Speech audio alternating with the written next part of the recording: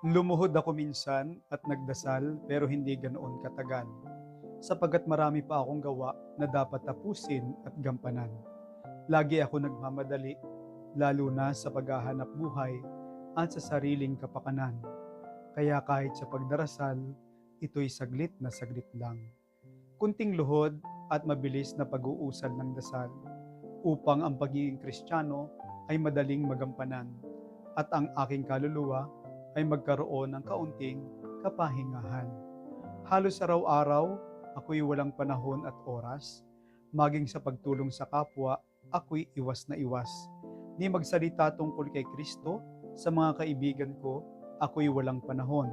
Dahil nahihiya ako at natatakot na pagtawanan nila ng gayon. Wala akong oras, wala akong panahon. Marami akong gagawin, bukas at ngayon. Iyan ang lagi kong katwiran sa lahat ng panahon. Walang panahon upang magpakabuti, ultimong tumulong sa mga nangangailangan.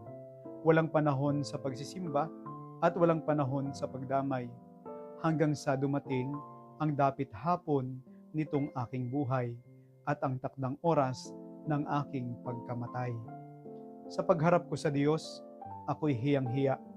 Hindi ko masayod maging ang kanyang mukha, kaya't ang paningin ko'y nakatuon sa ibaba at namasdan ko ang isang aklat na hawak niya sa kamay. Ito raw ang natatanging aklat ng ating buhay.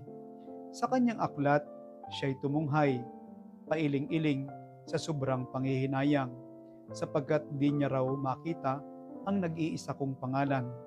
Minsan na raw niyang pinagbalakan na pangalan ko ay isulat doon, pero kagaya ko raw, siya rin ay nawalan ng oras at panahon.